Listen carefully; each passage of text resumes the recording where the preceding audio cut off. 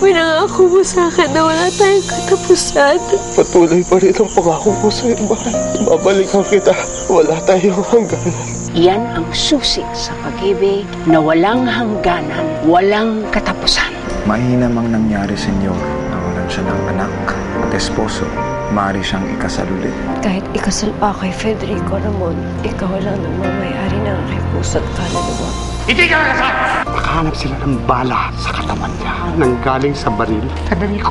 Inabsuelto si Papa sa kanyang pagkakautang kapalit ng pagpapaikli ng sentensya ni Federico. Nagpaanod ako sa daloy ng buhay hanggang sa hindi ko na ininda ang pag-usad ng orasan. Natupad din ang aking hiling, naging mabilis ang paglipas ng mga taon. Hoy. Sandali. Anong tinatayo niyo dyan, ha? Bakit hindi kayo nagtatrabaho? Sagutin niyo ako! Ano yung madalas kong sinasabi sa inyo na dapat yung lagi niyong iniintindi at ilalagay sa isip ninyo? Ano yon? Time is gold! Tama!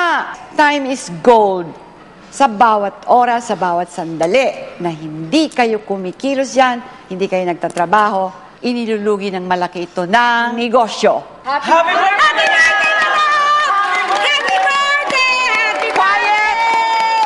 Kalokohan to. Happy birthday, madam! Happy birthday, madam! Ayan, Hoy, Kata. Po. Kaya ba sila hindi nagtatrabaho? Ha? Dahil sa naisip mo na walang kwentang nonsense na ito? Madam naman, gusto lang po namin na umpisa ng kaarawan niyo na masaya tayong lahat. Masaya? Paano ako matutuwa kung nakikita ko ang aking mga tauhan na hindi nagtatrabaho, nakatanga lang dyan, ha? Madam, masisipag naman po kaming lahat dito. Masisipag po yan. Nagkatrabaho po yung mga yan. Gusto lang po nila maging masaya kayo sa birthday niyo. Madam Candel. Wala akong pakialam kung ano ba yung mga party-party na hindi ko kailangan yan. Porket birthday ko, kailangan na walang trabaho, ha? Wala akong pakialam. Kayo talaga, mga inutil. Hoy, kayong lahat, magsibalik kayo sa trabaho ninyo. Sinasayang ninyong oras ko. Alisin mo yung cake na yan. Madam, sayang. Wala akong pakinabang sa inyo, ano? Pwede ba bilis-bilisan mo? Lagi kayo nakadikit sa akin para kayong mga pesting langaw. Hoy! Ang bigat nitong platera, senyora. Alam ko, sa tingin mo ba hindi ko kayang buhatin yan? Mas malakas ako sa'yo. Minsan ang tingin mo sa akin para akong isang lampang uugod-ugod na matanda na kailangan laging pagsilbihan. Kaya ko ito. Kaya ko. Alis na kayo. Alis na kayo. Kata! Madam. Halika nga dito. Bilisan mo. Bakit po? Naku, mainit na naman yung... Hindi mo masyado yatang tinitrin to mga servidora mo. Hindi ko. Alam mo na ayaw ko yung lagi silang nakapaligid sa akin. Ikot sila ng ikot. Nakalimutan. Ano ba ang tingin niyo sa akin, ha? Isang lampa? Isang ulyani na matanda? Ha? Hindi po. Mas malakas ako kaysa kanila. Malayasin mo lahat yan. No, wag niyo naman kasi. Wag kayo aali-aligay dito. Ay, alam niyo naman ayaw pinapakialaman. Alisin mo na nga. Oh, hindi. Kumain na kayo. Nakakalma. Ayan kasi, mainit ang ulo niyo. Kumain na ho kayo. Bakit po? Halika. Ay, nako. Ano bang nangyayari sa akin? Namamanido ba? Bakit po? Ay, madam! Nako! Day, halika kayo dito! Ano nangyari? May galawang pa ako. Senyora! Dali! Asama! Dali!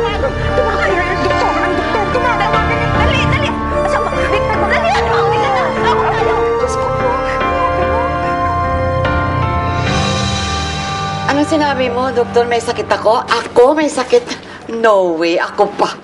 Kanina nga pagising ko this morning, ang lakas-lakas ko. Ang sarap-sarap ng pakiramdam ko. Hanggang ngayon, I feel good.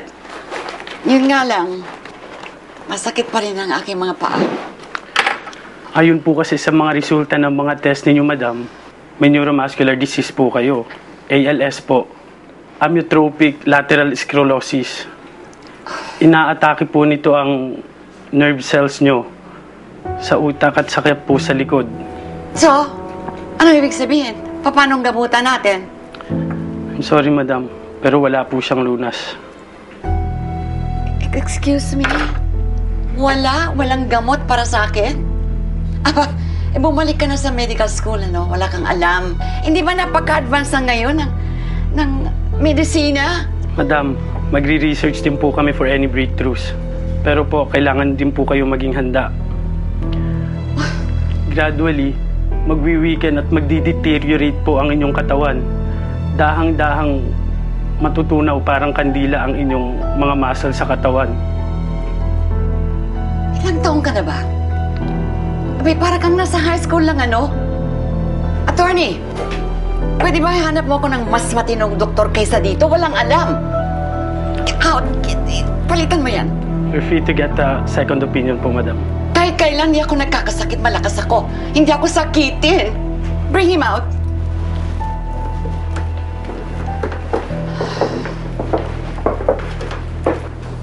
Kata.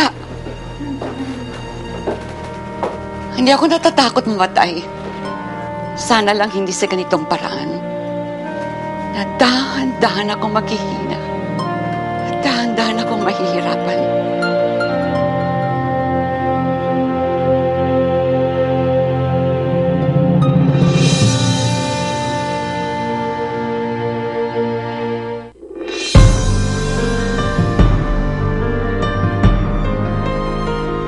Ito ang daily schedule ni Madam Adora.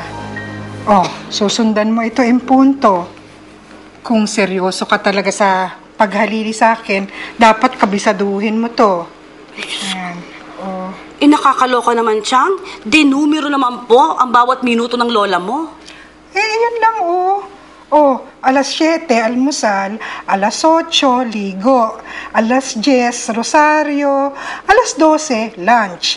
Alas 2, therapy. Tapos dito pa, oh, susundan mo yan. Ay, naku, Meron pa ditong...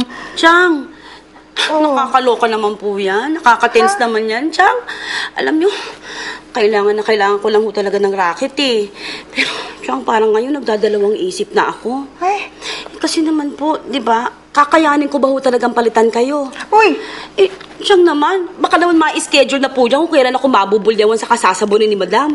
Huwag kang kakabahan. Mabait yung si Madam. Ay, Chang, pa-check up kayo. Mabait. Oh, bakit? Baka sa hayop. Ikaw na mismo, Chang, binabakulaw ka eh. Nako. Ay, alam niyo, totoo lang, bilib po ako sa inyo. Pero yung nagtagal kayo sa kanya, Hindi naman masamang tao tong si Madam eh. Alam mo, masungit lang yan, pero may mabuti ang kalooban. Alam mo ba, mapagbigay yan? Hindi yan madamot pagdating sa pera. ismiran ka bago ka bigyan ng pera, gano'n? Hindi ka, basta ito, papasa ko sa store, ha? Saan wala bang pwede pahinga? Si Lola Adora po. Andito ba siya o nasa hospital? Sino po sila? Ako si Monique. Apo niya. Nag-iisang natitirang kamag-anak niya. And I heard she's sick. Okay lang ba siya? May sakit na po eh.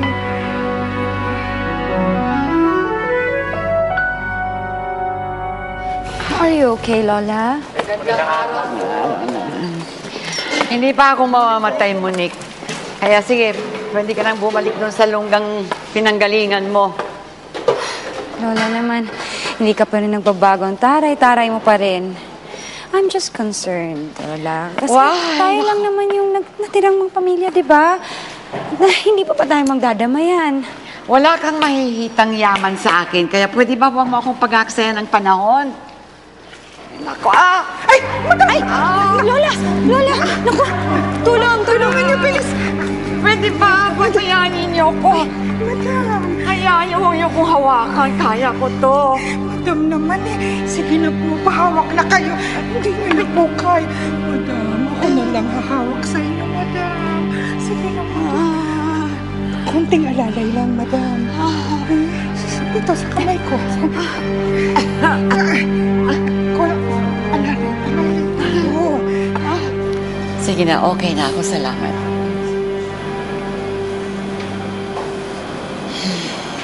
Lola, I think kailangan mo muna mag-rest sa house bago ka bumalik dito sa factory. Hindi ko naman akalain na biglang sumpungin to mga binti ko. For me lang kasi, Lola, na parang ayoko makita kanilang weak. Hirap na hirap. You couldn't even stand on your own. Do you think I like this, Monique? Na para akong isang pobreng pilantod na kinaawaan. Sa akin lang naman po, Kailangan siguro nating mag-ingat. Lalo na nung sinabi ni Kata na may bisita daw kayong darating tomorrow. Oo nga pala. May mga investors na interesado na magbukas ng subsidiary sa mga kumpanya natin abroad. Do you think na makisosyo sila sa atin kung makikita ka lang sobrang weak? Ikaw lang mag-isang nagtumatakbo sa negosyo. Monique, ano bang magagawa ko? May sakit ako, I am sick. Anyway, kung ayaw nila mag-invest sa atin, di wag. Wala naman kung dapat na patunayan sa kanila, di ba? Yeah, but sayang kasi the opportunity eh. Lola, I'm here. I'm willing to help you. Hindi. Si Kata ang papalit sa akin. Siya ang kanang kamay ko. Kabisado niya, alam niya lahat ang pagpapatakbo ng aking negosyo. Lola naman, matanda na yan si Kata. At nagtanong-tanong na din po ako. Medyo sakitin na rin yan. Lola, I'm a graduate of business school.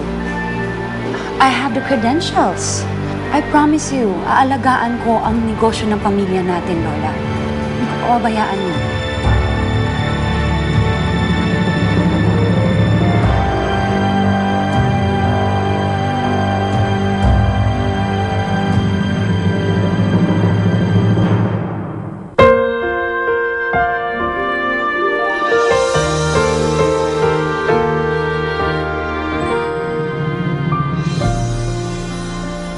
Ito na ba ang katapusan ko, Mucha?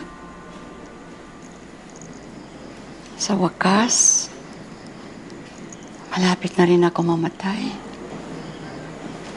Sa wakas, makikita ko na siya. Siya lang naman ang mahalaga para sa akin.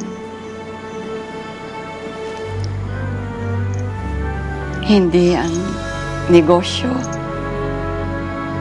ang mga lupain, ari-arian, lalong-lalo na ang salapi.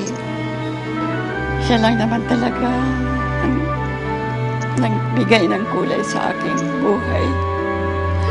Ang aking pinakamamahal na si Ramon. Oh, Mucha, Mucha.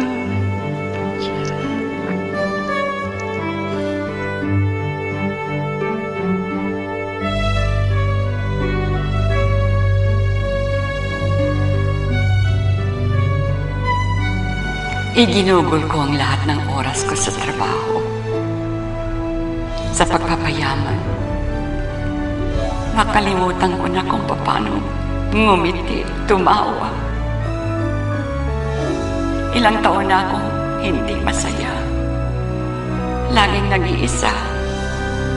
Walang asawa, walang katuwang, walang minamahal.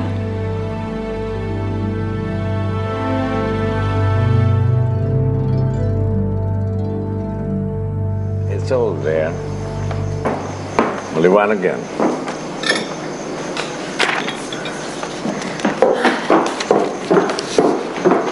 Nakalagay ang dapat isulat dyan. You're late. Sa lahat ng ayaw ko, yung mga tao na nagpapahintay sa akin at sinasayang ang oras ko. Sorry po, Lola. Nakagaling ko lang po ng Manila. Medyo biglaan din po yung pagtawag niyo sa akin. May problema po ba? Walang problema. Mapo ka, Iha. If you will sign all these documents, walang problema. Ano po ito? This is a special power of attorney. Sana kung hindi ka na-late, ako na kaagad ang nagsabi sa'yo. Mula ngayon, ikaw na magiging representante ko.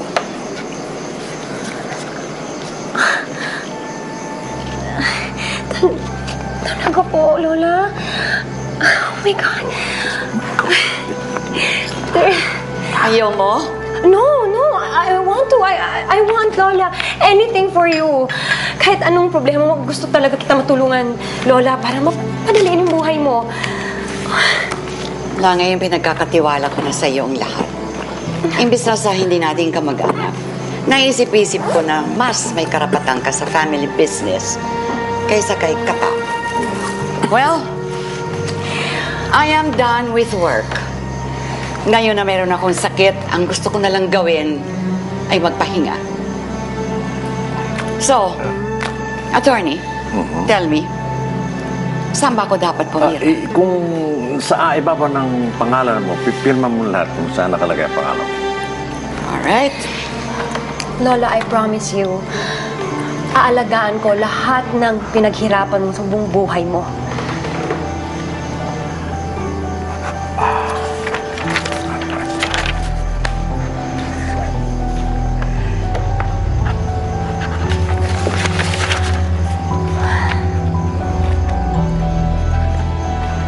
There you are. I've signed all of the papers now. Whose turn it is? You, I suppose. Sign there. Ay, dito po, attorney. Sa ibaba ng pangalan mo, lahat pirma.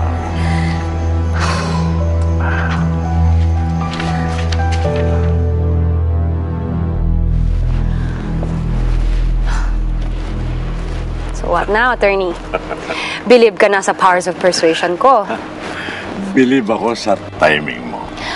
Well, I'm sure kasi na wala tayong makukuha sa kanya kung lumapit tayo sa kanya nung medyo malakas pa siya. Eh ngayon, may sakit na. Medyo vulnerable na ang matanda. At nauto mo siya.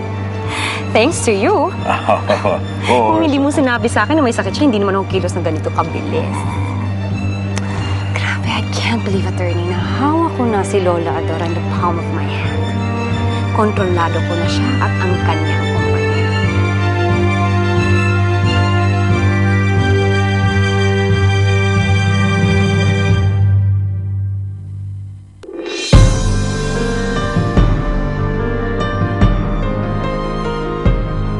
Chang, opo, nakuha ko na po lahat. Pero hindi ko po mahanap yung mga titulong sinasabi po ninyo. Opo, saka hindi ko po makita yung pulang envelope po eh. Wala na nga akong laman tong lamesa ni Madam. Opo. Yes, we are willing to sell the 50 hectares, including the industrial park and the factory. Doso. Parang yun na po ng envelope ha. Yung mga titulong sinasabi. Okay, gentlemen, take your seat. Sit.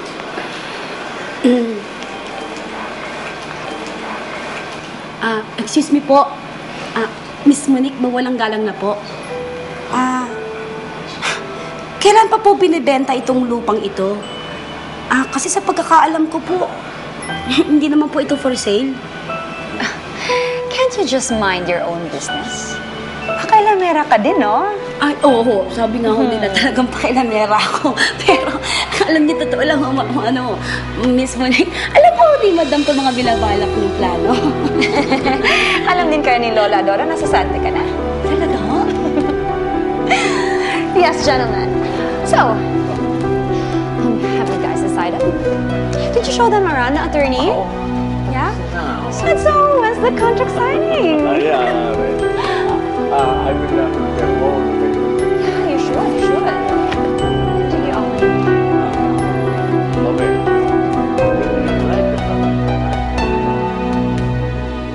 Hindi niya ito pwedeng gawin na walang paalam sa akin. Hindi ako papayag. Susie, sigurado ka ba talaga dun sa binibintang mo kay Monique? Opo. Kasi po, Madam, hawak-hawak niya po yung mga papeles na pinapahanap niyo sa akin. Tapos narinig ko po na inaalok po niya yung lupa sa ka-factory dun sa mga bisita. Hindi man lang siya makapag-intay na mamatay ako. Malapit na yon. Hindi man importante sa akin yung mga lupa na yan, mga ari-arian na yan na minana ko sa aking mga magulang. Pero hindi ko kayang tanggapin at ayaw kong tanggapin yung pambabastos na ginagawa niya sa akin.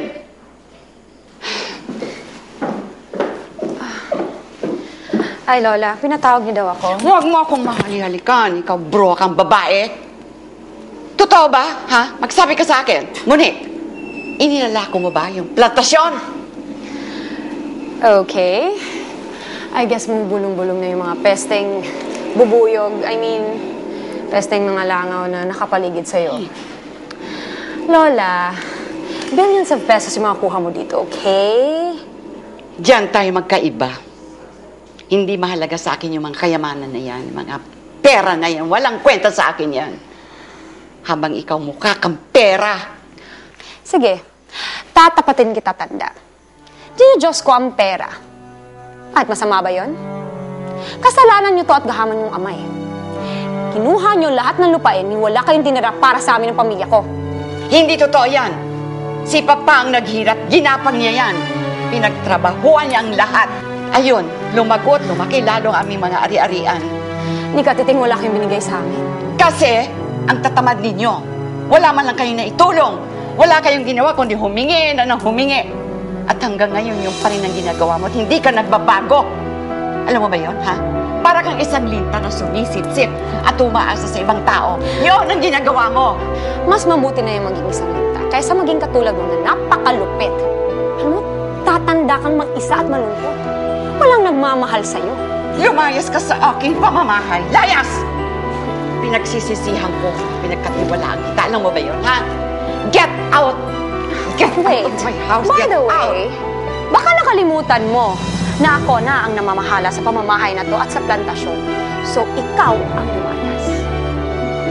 Ikaw ang lumayas? Palayasin niyo yan! Sige na, umali. Get out of my house! Naku, madam. Naku, makakapigil. Madam, patay ko yung babae na yan. The nerve na pagsalita ng